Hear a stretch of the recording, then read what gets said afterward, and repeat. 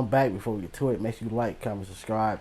Check out the description box. Follow my channels. Hit the like button because we are on the road to 100K. With all that being said, make sure you watch the full video.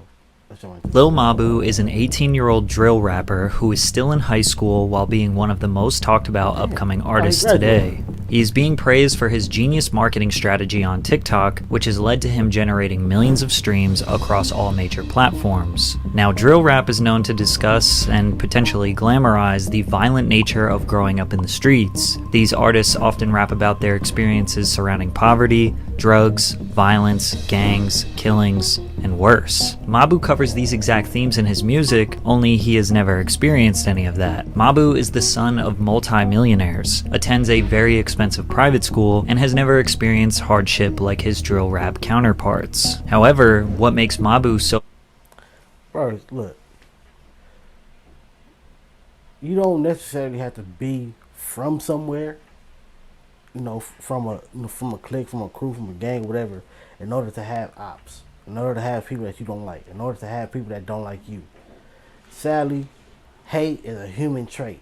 Nothing that we can do about it. See, some people that hate you, and some people that you hate. It's life. Nothing that we can do about it. You don't have to be from somewhere in order to have ops or whatever. But as far as his flow go, me personally, I like his flow. I like some of his music. But it's like, if you're not truly living the life that you're rapping about, even though it's a lot of rappers rapping about stuff that they're not doing, I think that's why he's doing it too. Because like, bro, we all know it's a lot of rappers out here capping. There's a lot of rappers rapping about all type of stuff that they ain't never did a day in their life. But for some reason, they want to get on this kid because Lil Mabu, he's a white kid. He's come from money. He don't come from the lifestyle that a lot of these upcoming artists come from.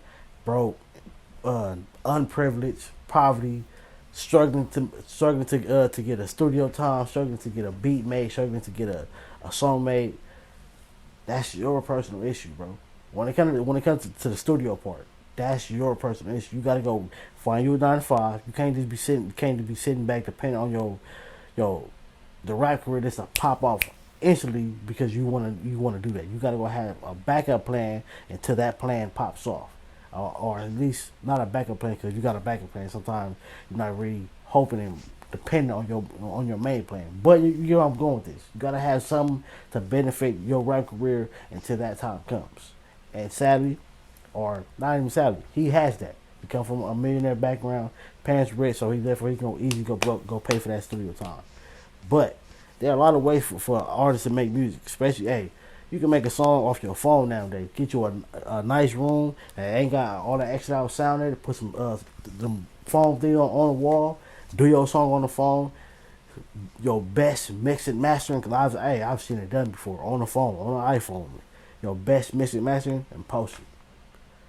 Build your YouTube channel. Build your own support system. Don't just be sitting back, this person got this, he got this, so therefore I ain't gonna make it because I ain't got what he got. No. Go build your own.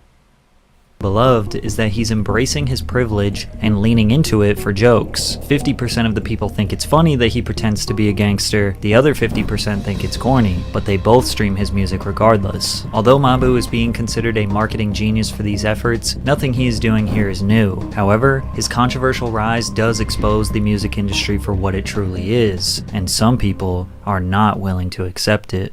Typically, when a white rapper gets any type of attention on the internet, they're rejected, labeled corny, or a culture vulture. Mac Miller got this treatment, so did Post Malone. And that's because this stems from a long history of white artists stealing from black artists. Now combine that with a white rapper who is also making music that is inherently violent, adjacent to street life and gang life. One in the head in case my ops dissin'. I got goons by my side. Cock one, make the block run. Ops duck. People immediately question the validity of Mabu's claims based on his appearance. We saw the same reaction with drill rapper Max the Demon. Turns out he was actually as real as it gets when it comes to the stuff he raps about. The difference between Max and Mabu is, see, you can't judge a book by the cover, bro. Just because somebody look like super soft,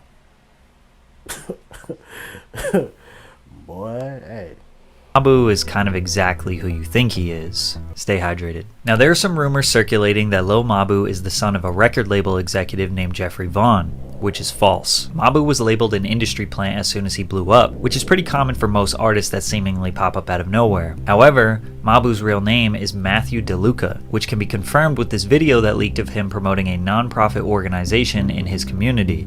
My name is Matthew DeLuca. I go to the collegiate school in 8th grade, and my favorite thing about Kids Walk for MSK Kids is getting together with friends and family to support such a wonderful cause. It didn't take long for the internet to discover Matthew's father's name, Peter DeLuca, who is a funeral director and not a music executive. Peter is based out of Greenwich Village in Manhattan. Mabu has filmed multiple TikToks of his father reacting to his music, which is clearly not Jeffrey and definitely Peter. Now, funeral directors do make a decent amount of money, but nothing that would make them seem filthy rich. However, we did learn that Mabu's father secured a $10 million real estate portfolio after a divorce settlement that occurred in 1998. The New York Post reported that Mabu lives at his parents' 5-bed, 5-bath, 3,327 square foot condo on the Upper East Side, as well as a 6,182 square foot manse in Watermill off of Long Island. Mabu has posted multiple TikToks of him showing strangers his music in the downtown shopping district in Southampton, Long Island, which is quite the opposite neighborhood where Mabu romanticized the idea of him getting shot at. Matthew just graduated from the private collegiate high school for boys in the Upper West Side, which has an annual tuition cost of $55,000 per year. So it's pretty obvious that he comes from a wealthy family and was not raised on the streets. It's safe to assume that Mabu's parents were likely funding his rap career in the beginning.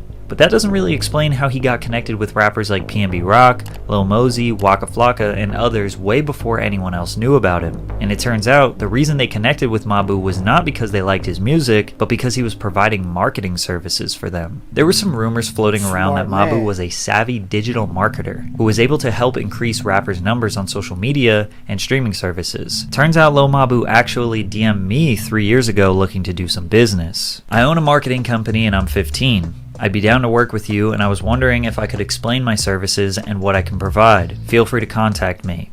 I work with artists like Smart man, bruh. Smart. This is what I would be saying, bruh. Upcoming artists, this is what you gotta do. You gotta do things like this. He DM'd this man 3 years ago. He didn't even pay attention to it till now. Now that you pop it, now he opened up that DM and now he see you. But upcoming artists, bro, you gotta do things like that. You gotta DM, hey, send your songs to 100 celebrities, 100 music artists, 100 producers. DM, cause somebody just might open up that email, that DM, and like, hey, this kind of tight. Let me hop on that remix. You just never know. Hey, even DDZ said it. He said the person that makes his beat emailed him. I think he emailed him a beat and he hopped on it instantly. Who did that? J. Cole did that. He found a beat that he did. Oh no, he found a beat from an upcoming producer. Hop on a beat and send it back to him like, here you go, for free. Gave him the song. Like, bro, that's major, bro. Keed, 42 Doug, Lil Blurry, and other celebrity clients. My team run group chats with hundreds of thousands of people, email lists, and page promotion with a reach of millions. Through the complex network, our team is able to grow platforms such as Instagram, SoundCloud, Spotify, and YouTube in order to grow your fan base, reach more people, and drastically increase your royalties. We also have direct connects to larger blogs in order to make your Google profile much more established and professional, because ultimately that is what. See, look, he took everything that he was doing for these artists and said, you know what, I'm gonna do it for myself. And then he took I like the fact that he takes what the negative thing that people are gonna say about him and he makes it into a bar. That's tight. Eminem did that at 8 Mile and everybody loved it. To me, that's tight. If you can take anything negative people are gonna say about you and make it benefit you, do it. Depending on what it is. Cause something don't need to be going to help you get verified. Now, I don't remember seeing this DM, but even if I did, I probably chose to ignore it because it looks like every other generic, hey, we can grow your page, spam, Instagram email that we've all seen a million times. And there is no real way to prove if his methods were legit, but judging by the fact that he was around a few pretty successful artists, as well as him blowing up his own music, is a pretty decent indication that he was legit. But make no mistake, Mabu never wanted to be behind the scenes. He wanted the attention on him. Some of Mabu's earliest songs can be heard still to this day on SoundCloud and Instagram. Hater DM, no response to my message. Now I pull up in a foreign and she jealous necklace. No, it's just his voice right there. See, sometimes, hey, on my main channel, I say this a lot. For a lot of artists that we love and listen to all the time, it be their voice. Their voice to sound like, say if it's a meaningful, painful song, Rod Wave, bro. His voice is set the way you're gonna feel them bars. You're gonna feel it because like it sounds like pain. It sounds like he's really going through the bars that he's spitting or he's rapping. That, like, come on, bro. I'm not listening to that. Your voice is like a kid, and I listen to you now. That lets you know it be the voice. And he was probably 10, 13 right here. The mama go whipping forward with a fast stack, then flip it, try to get it back. They know little mama's going pretty fast. Hate to be hitting, acting pretty mad. Cause I'm next up and I'm flexed up. All these rappers looking bad. Then, 14 years old, Mabu was rapping about girls and getting rich. He even went the emo rap route for a little bit. You say you miss me, but never wanna link when we can. You used to diss me, now you wanna call me a friend. Had to go and run up on my bed. From here, he experimented with New York drill. See, and there's nothing. I don't know, bro. I don't know. It's like he doing the right thing to me. He was already tapping in with other artists, trying to help them. You took what you was doing for them and turned it on for yourself. You're doing all these different types of sounds because you're trying to find who you are when it comes to this music. And I said this, I asked this question a lot of times when it comes to drill beats. Do you necessarily have to rap about violence in order for a song to pop? And some songs he do got that. He do got them violent bars on a lot of his music. But some of them he don't. Some of them it's a cool song. It's a tight song. He just, to me, gassing over it. I said it before. Like, you don't necessarily have to. I mean, I'm not a drill rapper, but I would say you don't have to necessarily have to rap about violence in order for a song to pop. You use the right beat. You come with the right flow. You come with the right delivery. It should hit if it's gonna hit. And again, you do not have to be from somewhere in order to have an op. Trust me. Anybody can get hit, bruh. Rich, poor, or in between. You feel me?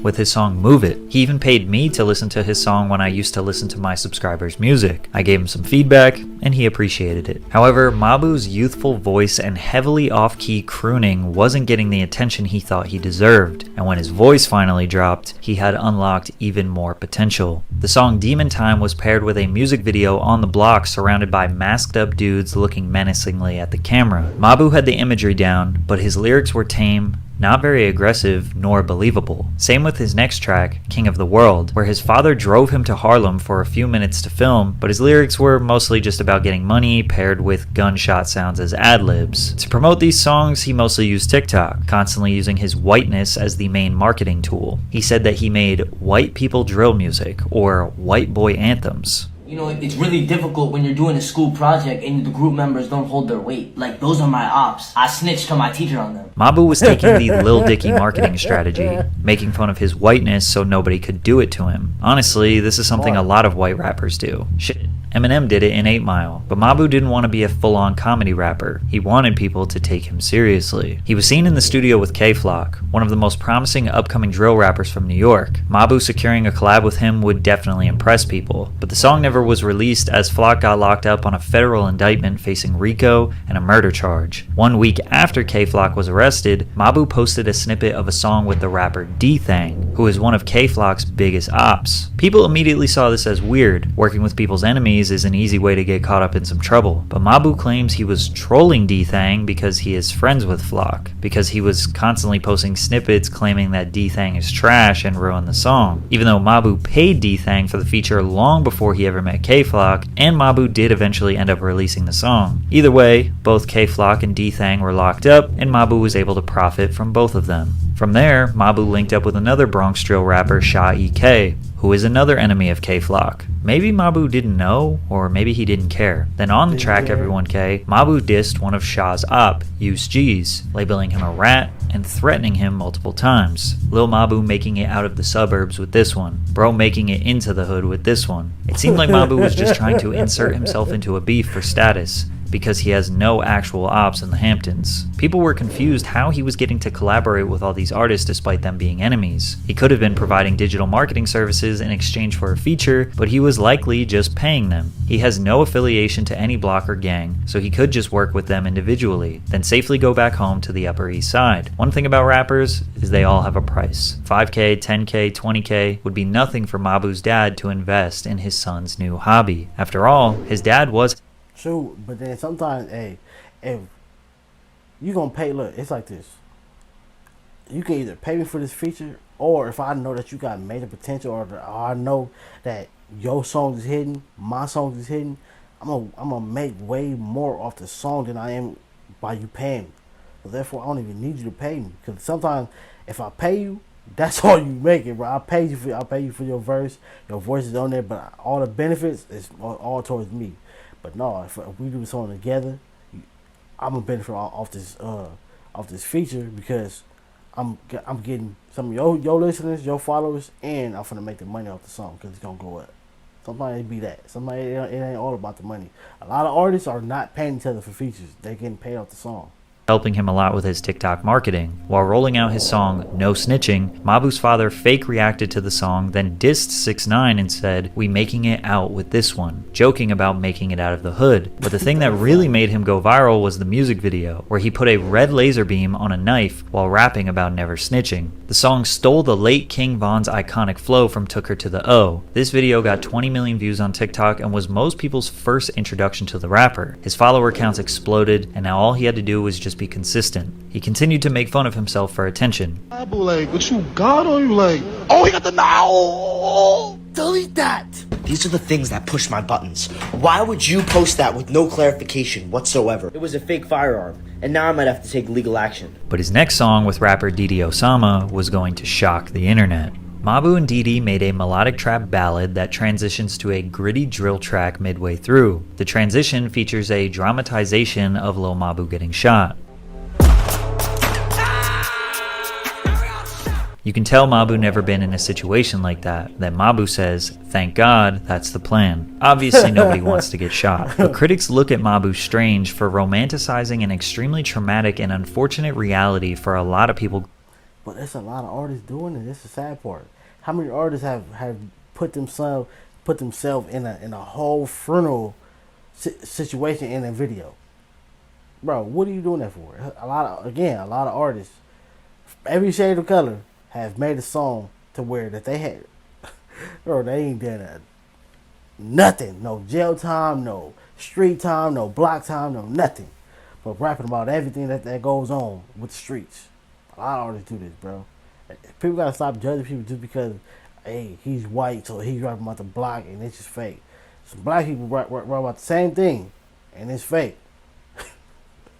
The double standard for everything, bro. It's like when it comes to female rappers. Oh, they didn't write their music. A lot of male rappers, a lot of male artists didn't write their music. So what's the issue? Growing up in the streets, people get shot every day on the streets of New York. Mothers, cousins, sisters, and brothers mourn the loss of their loved ones due to senseless violence. Sometimes they are just going to the corner store for a snack and get hit with a bullet. Then you have a kid from the Upper East Side who drives into Harlem for a few hours, pretends to get shot like it's some fantasy, and gets 20 million views while sleeping in his parents' mansion. But when critics speak out, the common response is, "You mad he making money? It's a song, bruh, calm down." The reason why Mabu can do this is very simple. People don't care. People do not care about a rapper's authenticity anymore. Slim Jesus blew up in 2015 for being a white drill rapper. People thought he was actually a savage that looked like an innocent honor roll student. When Slim openly admitted that he just liked the music and didn't actually live that life, his career was ruined for not being authentic. 4 years later, Lil Tecca blew up, rapping about having twin Glocks. But that's crazy. I was just about to say, hey, didn't Lil Tecca do the same thing? He rap about all this street stuff, but he didn't come out and said he ain't done none of that. Not one day, not one time, nothing. Openly admitted that he was not about that life. I don't have no straps for nobody. This time, a new generation of music fans emerged, one that just liked the music and did not care about the status. So Tecca thrived and got respect for being honest. Then 6ix9ine snitched on his entire gang and basically admitted that his whole imagery and lifestyle was all a facade to grow his music. Many people call him a genius and don't blame him for pretending. Most recently, Gunna has been labeled a snitch for admitting that his label YSL is a gang, and the internet made it very clear that they do not care if Gunna is a snitch or not. They will be listening to his music regardless. Hell, even rappers themselves don't care. Lil Durk is known for being a 100% authentic street rapper from the trenches of Chicago. Durk has lost blood family members due to street violence. Dozens of his friends died in the streets, and here he is collaborating with Lil Mabu, a rich boy who is pretending and profiting off the struggles that Durk really had to live. If someone like Lil Durk doesn't care, of course rap fans are also not going to care. In fact, many people would call a rapper stupid for being a real gangster. Fetty Wap just got 5 years for moving drugs all across the country despite being super rich and famous from music. Fans are disappointed in the rapper despite their favorite song from him is literally about selling drugs. But it makes you wonder,